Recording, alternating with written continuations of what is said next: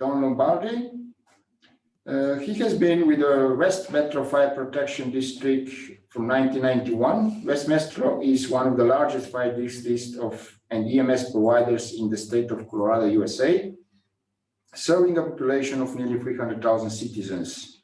Chief Lombardi is responsible for all facets of flight safety, suppression, all hazards, and the district's emergency medical response activities.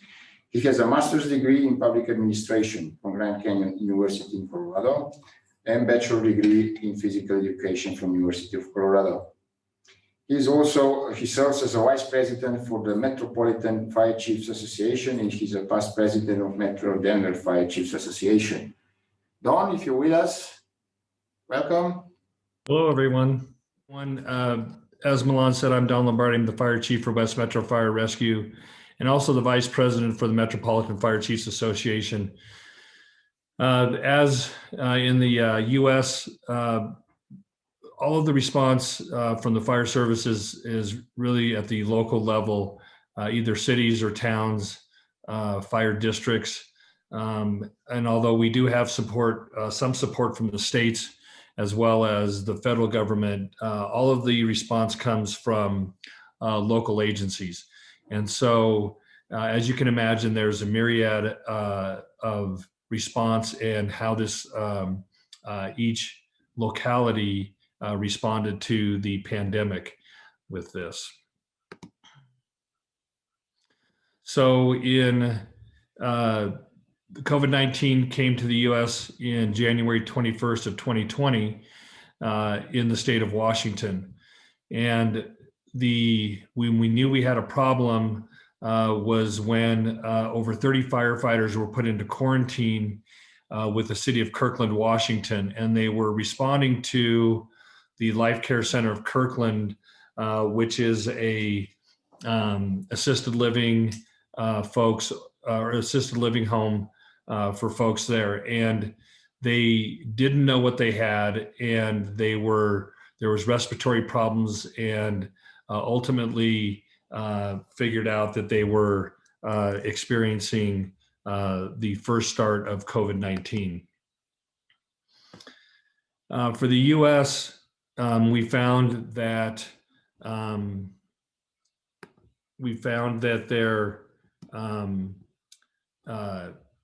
this was a new issue for us. While we had experience with SARS or H1N1 or MERS and Ebola, those were very limited and really, quite frankly, were short-lived.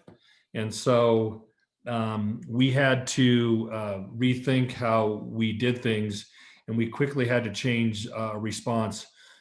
Certainly from a protocols perspective, we had to make sure or ensure that we had proper personal protective equipment with respirators, hazmat type suits, coveralls, gowns.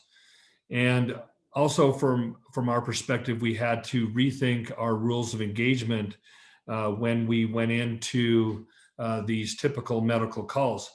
And so when a typical crew goes into for a medical call, especially from now there are different systems within the US where there's just fire only and then EMS or emergency medical services separate.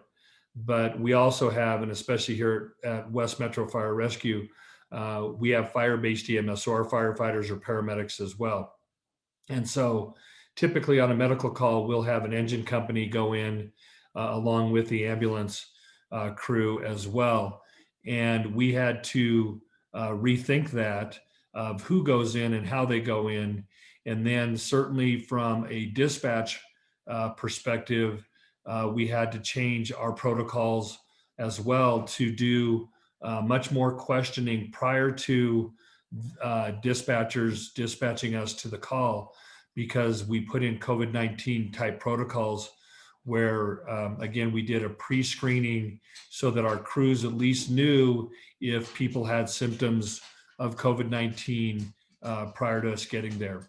Also, as we just learned from Brussels, cleaning of the ambulances became problematic for us because it took more downtime for our ambulances We would do typically a cleaning at the hospital, or when we got back into our fire stations to do a cleaning. But then we would also take them out of service to do a deep clean. And that was anywhere from using disinfectants to ultraviolet lights, things on that order. So between personal protective gear and our rules of engagement, we had to change a lot of our protocols to meet the needs of this pandemic.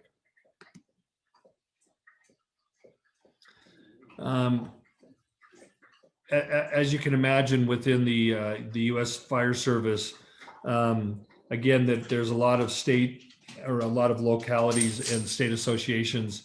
We do have national associations as well.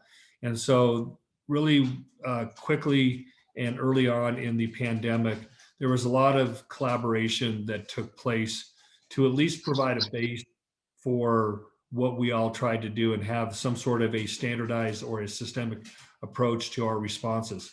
So the IFC, the International Association of Fire Chiefs, put together a task force. There was somebody here that was on from the Metropolitan Fire Chiefs Association that represented the largest fire departments in the US and Canada and around the world.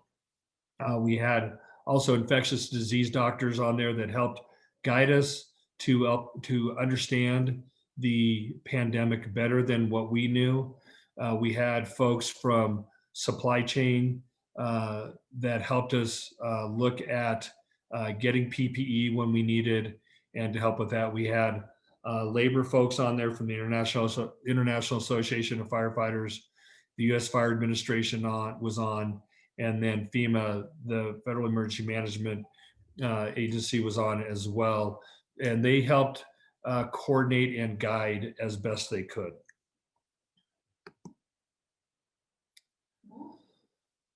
Some other challenges that we found really ended up coming from operational challenges. And one of the things that we found out early was, what do we do with exposures? So if our personnel get exposed to COVID-19, what do we do with them? How do we house them? Where do we house them? Do we quarantine them? Do we pay them while they're in quarantine? So these exposures really, and they started coming quick. We were able to, in a lot of instances and a lot of agencies, were able to utilize PPE quickly. And so that reduced on-duty type exposures. But also there were exposures, again, while people were not on duty, and that became problematic for us. And so we had to look at what we do with those exposures, and then in turn, what happens when those exposures turn into positive cases? What do we do with them? We had to come up with isolation protocols, then in turn to do contact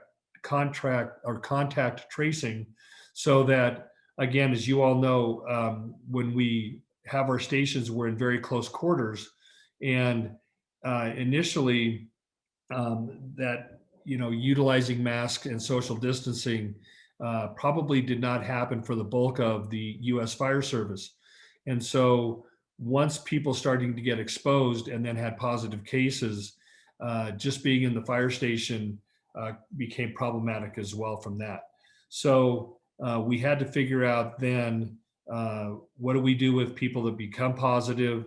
And then how do we staff those stations either with folks that have either had COVID-19 or were still free from COVID-19. The other thing that we had to look at also was, from an incident management perspective, we had to rethink our position on what we do and how we do it, especially from a team perspective.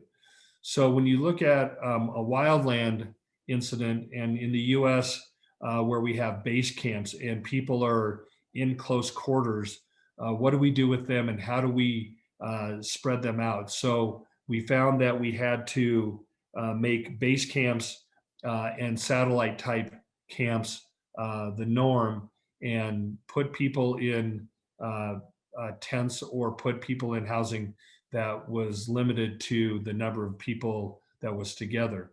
And then from an urban search and rescue standpoint, again, when we would respond to uh, uh, catastrophes like hurricanes and such, because of the way we travel in close quarters, and then when we get to our base camp of operations from an urban search and rescue standpoint, we're in very close quarters. And then during that disaster, again, it's not the supplies and everything else is limited. So we found that we had outbreaks within some of our urban search and rescue teams that were responding to these disasters. So again, we had to rethink or look at different policies for us to work in to provide at least as safe of an environment as we could, and also manage the incident as well. So continuing on with some of the other challenges, logistics was a huge challenge for us everywhere in the United States. Typically from a local supply, we found that at the start of the pandemic that some agencies had supplies on hand, and those the bulk of those supplies was varied. Some had a stockpile from earlier epidemic threats, like we talked about, and others had nothing. And we, like Lisa talked about in Brussels, we had to improvise as well. We had to look for different things from reusing our N95 masks several times over. How do we disinfect them correctly, utilizing hazmat type or Tyvek type suits, and how do we clean those? We found that, again, when we had those initially, and from a weather perspective, that they don't breathe so well. And when we're running, a lot of agencies running so many calls per day per unit, that that became problematic. And so the local supply for us, everybody really ended up trying to try to get the proper personal protective equipment quickly, and that became a bottleneck. And then concerning the national supplier, unfortunately, the national stockpile that the U.S. federal government said that they had was not kept up and was depleted. And where we tried to rely on that, we found that that was not a reliable source. And when we found out about this, every local agency, in essence, was out for themselves, that they had to find their own supplies and find their own vendors, and to look at workarounds to get the proper personal protective equipment to their agencies. We found that there was national as well as national and state coordination just was not so good. In fact, we would have where we would put in an order for 10,000 gowns for an agency, and we would find that they would be en route, and then in essence get hijacked by somebody else from that they said had a greater need for it. And so that was commonplace. And so where we thought we would have things and plan for those, we kept having to regroup several times, and in essence try to get make sure that we had the numbers and the proper PPE. And then, as I'm sure with all of you, that we all look out for our neighbors. And so those that had ample supply were able to help their fellow agencies out that were close by.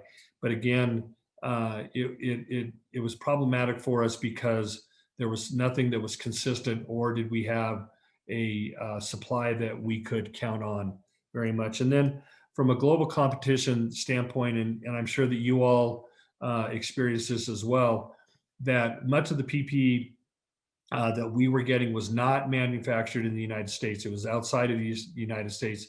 And that supply chain, we were all in competition with each other, and that supply chain was greatly interrupted. And where, and understandably so, but where countries would hold on to their supplies for what they needed for their area, as opposed to getting it out to other countries. And so we found that that again, where we had some reliability prior to the pandemic, that those relationships fell apart quickly. And again, we had to look for other avenues to get the PPE.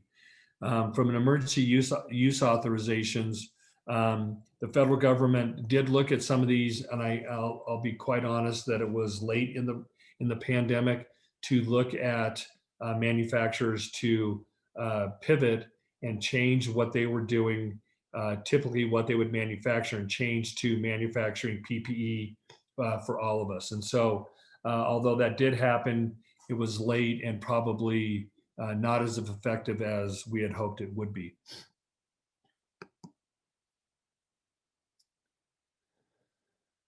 So in the fire service in the United States, we had to become our own advocates. Again, we didn't have too much uh, um, support from the federal government, and state support, support from individual states was varied. And so we had to become our own advocates for trying to get the proper equipment, trying to get the proper supplies to meet this pandemic, and to take this increased volume of calls or incidents in our communities. And so when I talk to fire chiefs across the country, it was interesting to see what they had to do.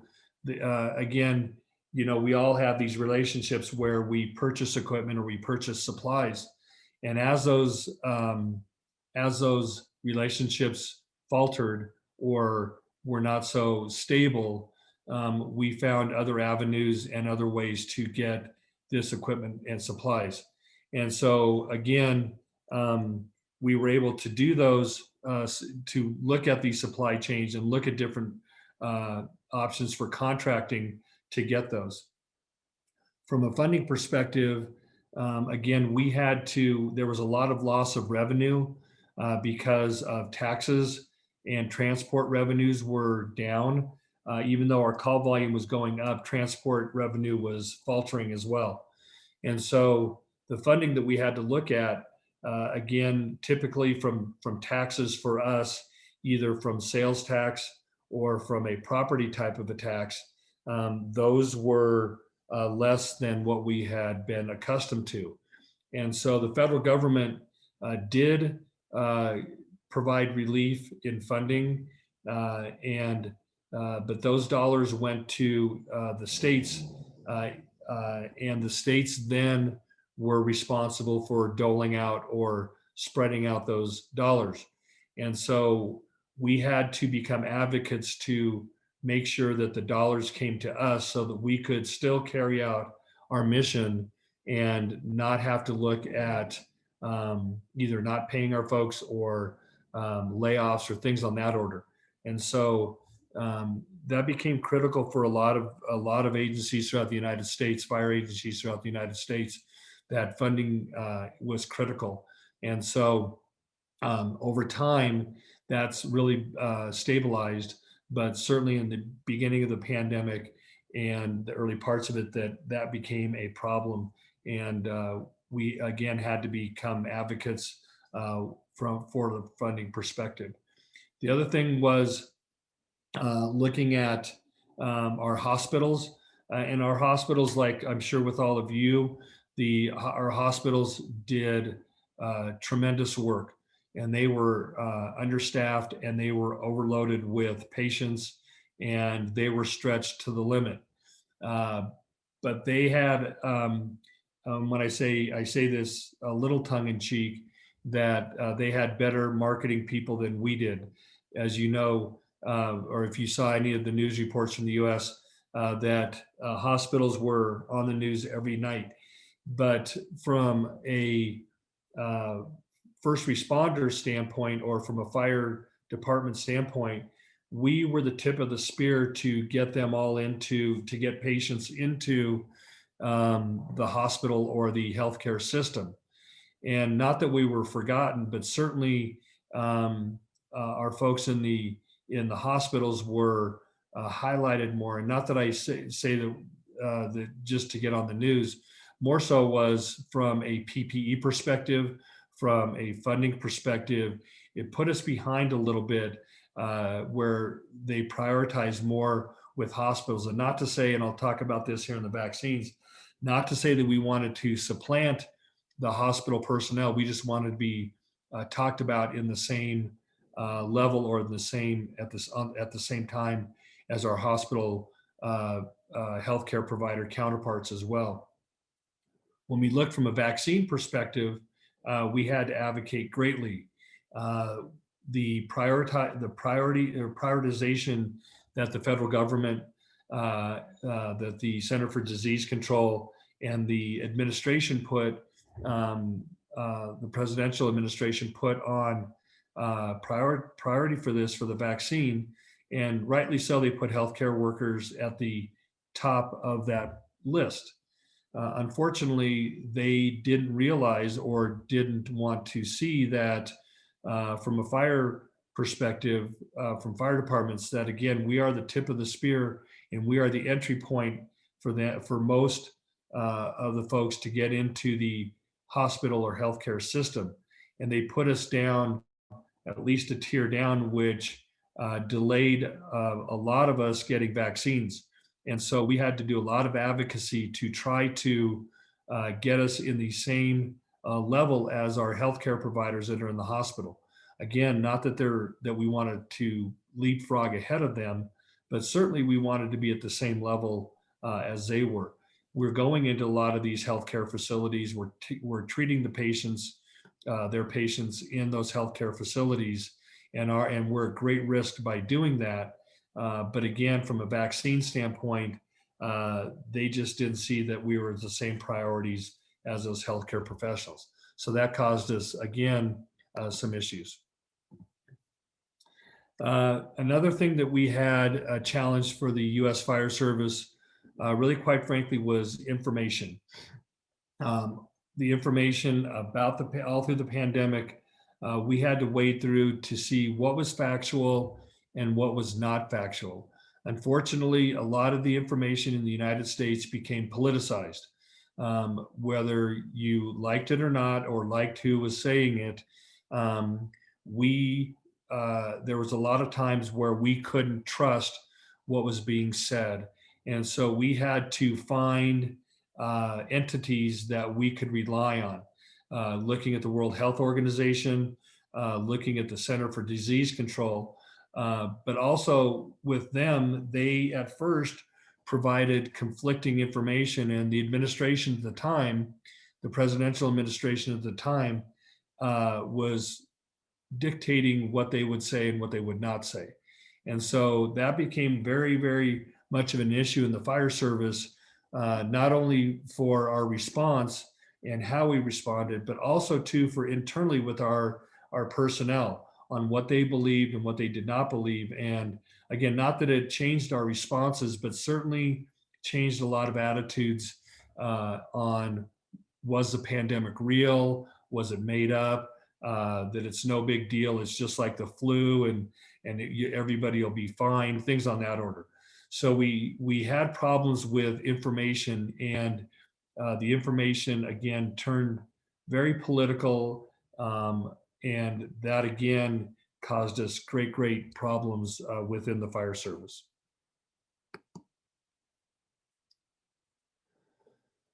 So moving on to vaccines, again, vaccines followed what the information was on the pandemic, what was factual, what was misinformation.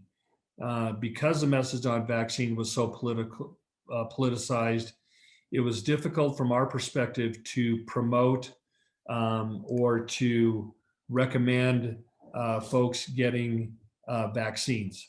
And our folks in particular, when they became available to get these vaccines.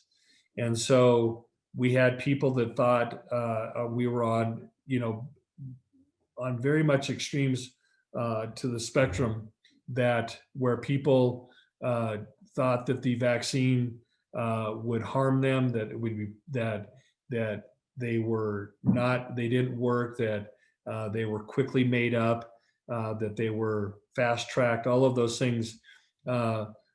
All of the information about the vaccines, including the new platforms with the mRNA, was difficult for a lot of people to accept because of the publicity and the politicizing of the vaccines, of what was factual and what was misinformation.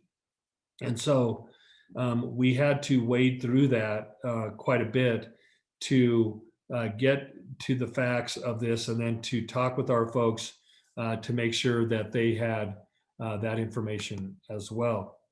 And so when we looked at acceptability, research was published in the American College of Occupational Environmental Medicine that showed the acceptability, that more than 50% in this study in the fire service indicated uncertain or low acceptability. And there was even some surveys done. So when you look at the fire department of New York City, that they, and again, the largest fire department in the United States, they had less than 50% of their folks in a survey willing to or thought they would take the vaccine. Later on, after that survey was polled, and again, I think that they limited it. We did one internally with our own organization, and I was very, very encouraged because we asked 3 questions. Would you get the vaccine today? Will you get the vaccine at some point, or will you not get the vaccine at all? And 87% of our folks said that they would either get it immediately or get it over some time for that. And so I was highly encouraged by that. Now, practically, when we now have the vaccine, we don't meet those numbers. Today, our organization is about 75%, which I'm thrilled by. But know that, again, there's still great uncertainty on what these do. And then now you see that these little blips, especially that are happening with Johnson & Johnson or others that are having, again, very, very limited or small numbers of problems that people had, or the manufacturers had anticipated, but nonetheless cause angst within our organizations, and it provides more skepticism. When they did this study, they found that the most folks that were not willing to accept vaccines were male, Black race, and then those with Hispanic or Latinx ethnicity. And so, again, when you look at the United States as a whole, those demographics are typically underserved, and typically are underserved from a health perspective as well. And so while we have those, and again, in the fire service, you think that we would be have a little bit more information or education on this. Again, that may be one that is not as surprising. So our mantra in the United States, and in particular at West Metro Fire Rescue, was that we would communicate, educate, to vaccinate. And really what we found was the more that we communicated from our perspective on vaccines and what the vaccines do and how they're made, and what the expectation is for this, then we would look to educate those. And we talked to, and in talking with other fire chiefs, felt the same way, that we wanted our folks to educate themselves, but to get scholarly information that was validated and not from just one source. If they looked to social media, or if they looked at one of the television networks within the United States, that maybe give them a skewed view on this. So we ask them to really immerse themselves and to look at their own medical situation or their own situation, and then how that would tie into getting vaccinated. And then we would get to the part where we would provide the vaccinations. And again, those were varying degrees, where we had vaccine clinics where firefighters would be in a different tier to get vaccinated in mass vaccinations, which happened all across the country. So currently, and maybe you're all experiencing this as well, that the cases in the United States are on the rise right now, even though we're getting quite a bit of vaccination right now, that we have we have quite a few folks that have been vaccinated. We're finding that the variants that are coming into the United States cause rise, but also we're finding that it's now a younger population that is getting vaccinated. And just as an anecdote, locally with my organization, where we have 73% vaccinated, where they talk about this herd immunity being at either 60 to 80% vaccinated, we still have cases within our own organization. I have 2 right now that are COVID positive, not because they had the vaccine, because they chose not to. And so we're finding that the vaccines do work for us, but again, we need to get more people. From a response perspective, currently, our folks are really getting used to using the PPE. We've settled in on what our personal protective equipment looks like, how we utilize it, and it's really become normalized with that. And then again, our vaccine numbers are continue to go up. They're nowhere near where we need them to be, but certainly we want that. And as our communities around us get vaccinated, and again, in varying degrees now in the United States, every adult that wants to get vaccinated has an opportunity to get vaccinated. As you all probably are experiencing as well, that comes back to supply and having personnel to administer vaccines on that order. So the go forward plan then for, at least in the United States Fire Service, is to do it really in essence, and again from the Metropolitan Fire Chiefs from our association, to do an assessment on this, look at after action, look at what best practices were, and then in turn plan for this next pandemic. We all know that we may have been, in the United States, maybe been caught a little flat-footed from the initial response, but certainly we don't want to have that happen again. So I think that as we go through this, and it's been long and arduous for all of us, but we look towards the next one and how we can combat that one and make that one much better response for us all. So I appreciate the opportunity to speak to all of you today.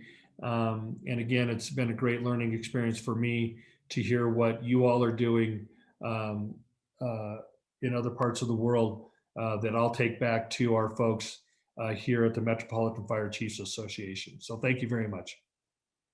Thank you, Don. Thank you very much for this detailed presentation, and also thank you to give us a little bit future perspective on the fire service should start to prepare to the next pandemic as well. So we will certainly change some procedures, or at least planning in the future for such cases, not to that our response would be better next time. It's similar happened as we all face today from all 3 presenters, similar difficulties from logistics to new procedures and new challenges. I would like to thank all 3 presenters again for giving us this sharing of knowledge and experience, and would suggest that we now have a 20 minutes break till